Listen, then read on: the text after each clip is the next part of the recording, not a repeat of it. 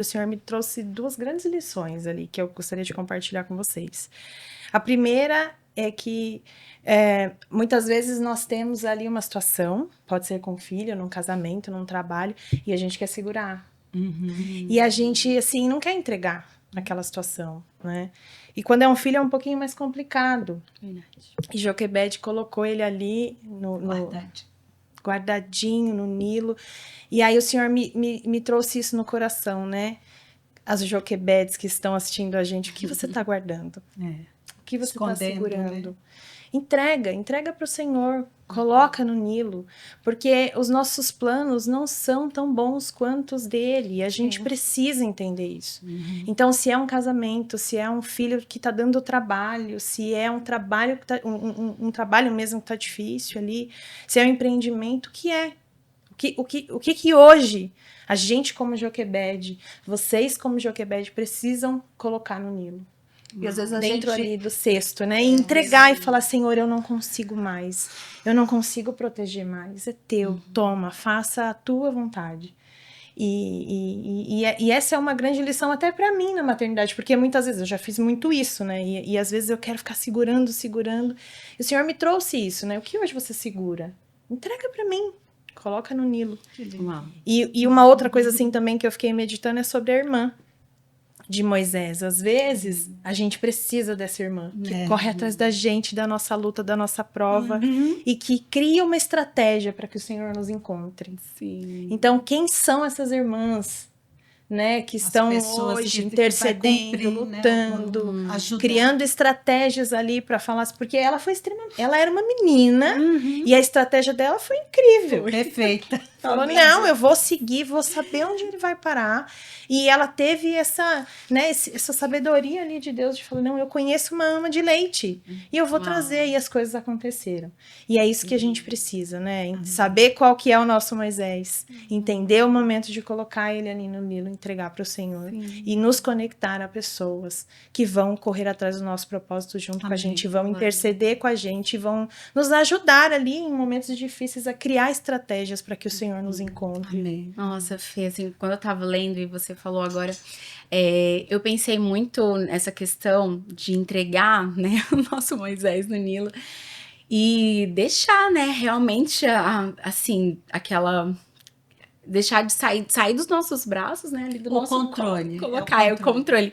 Eu fiquei pensando muito no meu momento, assim, de maternidade, que eu preciso deixar as minhas crianças na escola, deixar ali na escolinha, e eu fiquei pensando, meu Deus, eu preciso deixar, né? Então, a gente, graças a Deus, glória a Deus, meus filhos, eles estão em uma escola muito boa, com que eu tenho confiança, mas assim, nós sabemos que há pessoas mal intencionadas no mundo aí fora, né? Em relação aos nossos filhos, e nós oramos muito em relação a isso, Senhor, não permita que os toquem devidamente, não deixa que crie traumas nos nossos filhos, que eles encontrem pessoas que cuidem dele com amor, e graças a Deus o Senhor tem colocado, né? Colocado pessoas muito boas mesmo, mas eu enxerguei esse momento assim, né, eu realmente entregando ali o meu bebezinho, os meus filhos, pra irem pra escolinha, não é fácil, principalmente assim, é o meu último dia de férias, e eu fico assim, meu Deus, eu quero ficar aqui. Amanhã eu volto, né, eu quero fazer café para minhas crianças, eu quero, né, cuidar, eu quero fazer tantas coisas com eles, mas a gente precisa deixar, né, eles irem nesse rio, né, ter a jornada deles também. Glória a Deus por aquelas que conseguem ficar em casa, mas eu acho que para muitas mães há esse momento, esse conflito. Sim. Meu Deus, eu tenho que deixar, eu tenho que ir, eu tenho que, né. Mas eu acho que pra gente, pra mim, pra você, a gente ainda tá no começo ali. Talvez pra vocês que já são até avós, né, porque aí cresce, aí de fato você perde o controle da maternidade, porque cada um vai estudar o que quer, vai morar onde quer, vai namorar com quem quer. E aí, muitas vezes, a gente ainda tenta, né? Vocês podem falar com mais propriedade, mas tenta ainda controlar. E aí é difícil, porque aí cada um já tem sua própria vida, né? A gente ainda consegue, né, Alana? Tá controlando ali de fato. Pra dormir na hora certa, dizer se vai ou se não, se assiste no celular ou não. Que roupa que põe. Que roupa que coloca. Mas vocês, acho que já tá mais marcado, né? Enquanto você falava, Deus me trouxe algo assim sobre entrega, né? Que aconteceu comigo, sobre a entrega. Em 21, meu marido passou mal, ele quase morreu. E eu me lembro que no dia que ele... Eu vou contar aqui só um pouquinho da história, porque é sobre entregar mesmo e confiar no Senhor, que foi o que o Senhor fez comigo naquele dia. Ele, trabalhando, ele quebrou o dedo. E ele já tinha um problema de saúde, no qual ele tomava remédios contínuos, né, que ele teve em 2021, 2016, foram 5 anos de intervalo. Então, na pandemia, ele começou a ter umas recaídas. E quando ele teve a primeira, eu falei para o Senhor o seguinte: Senhor, ó, eu não posso. Eu levando ele para o hospital, muito mal já, eu falei assim: eu não estou pronta para ficar viúva. Eu já perdi tudo. A minha família, tudo. Os filhos que eu tenho não são meus, é teus. Então, é meu marido, só tenho ele. Sim. Então, não posso ficar viúva agora. Não estou pronta. Eu falei: ó, tenho 40 e poucos anos. Na época, eu tinha 43 anos, eu falei, ó, 15 anos é pouco, eu vou estar jovem, 25 no mínimo.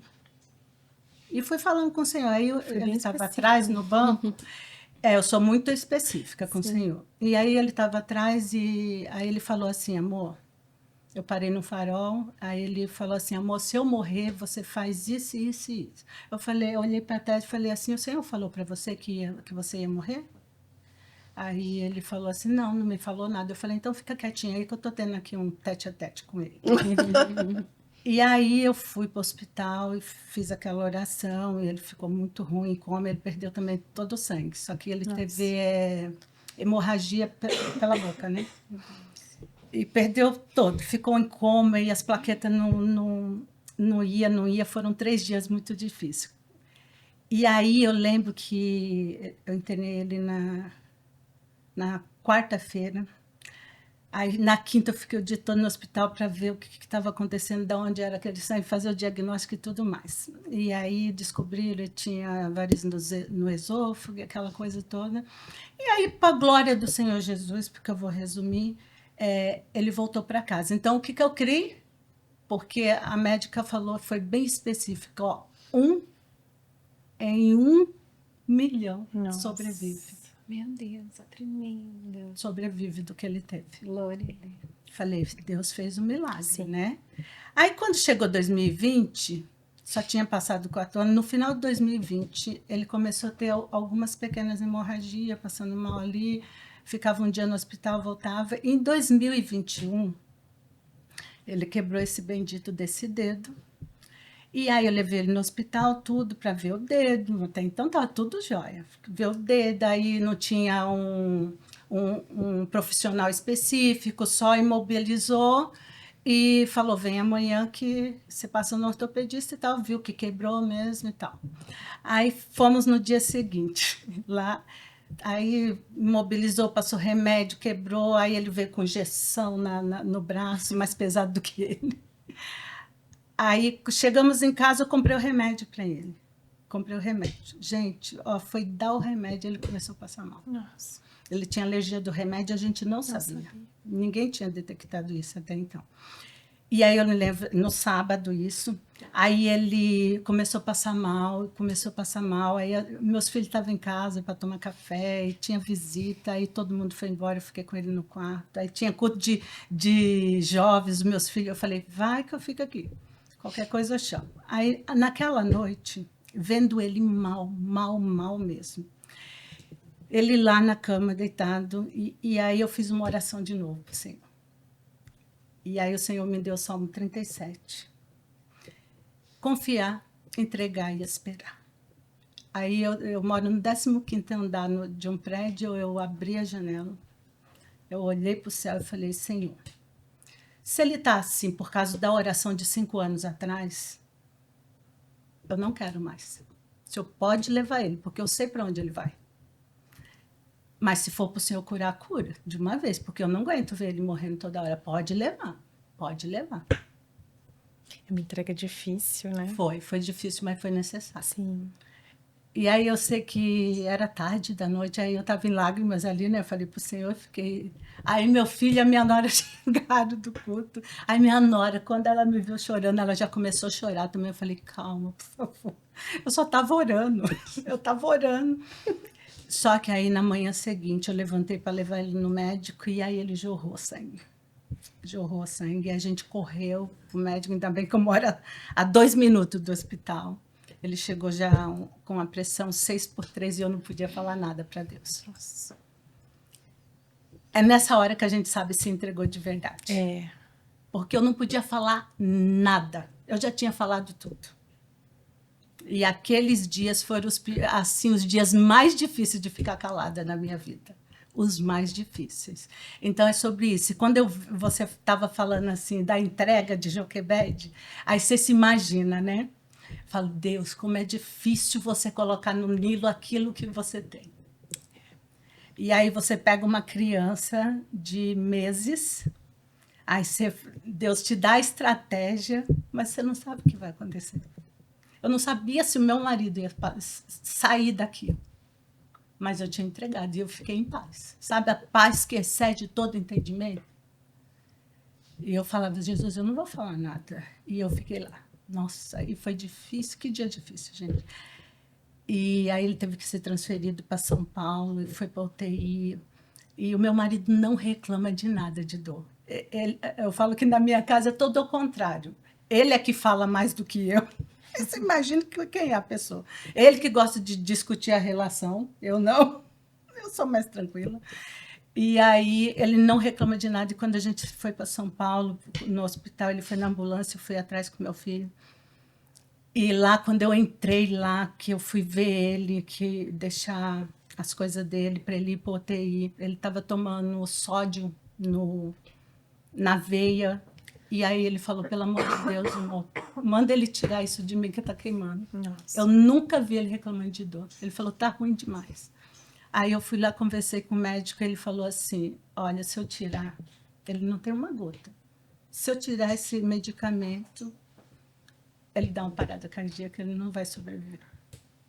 Aí eu falei, então você aguenta. Você aguenta aí mais um pouquinho. Vai queimar mais um pouquinho. Vai queimar mais um pouquinho, mas você vai aguentar.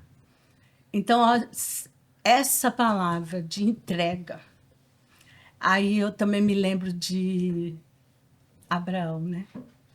Quando ele vai entregar o Isaac. Sim. Sem reclamar, mudo, sem falar nada. Gente, olha, são entregas assim, aí você lembra de Jesus também. Como ovelha muda ao matador. E aí eu fico me remetendo a essas situações da vida que são necessárias. Você sabe por quê? Porque Deus vê não só o nosso coração nessas entregas. Ele vai preparar todas as coisas. Hoje eu vejo meu marido, para a glória do Senhor, ele sobreviveu. Foi difícil, mas ele voltou. E hoje eu falo para ele o seguinte... Eu falo, eu te entreguei para Jesus. Ai, depois você não tenho nada a ver com isso. Então, são coisas assim que eu falo assim, gente, só sabe o que é entregar de fato e de verdade quem já entregou. Foi o que aconteceu comigo durante a internação da Isa, né? Quem já entregou, né? E eu dizia, não, ela não pode morrer, não pode, não pode. E aí eu tive que fazer essa oração. E até hoje, quando eu lembro assim, o que me dói muito. Você entregar um filho é muito difícil.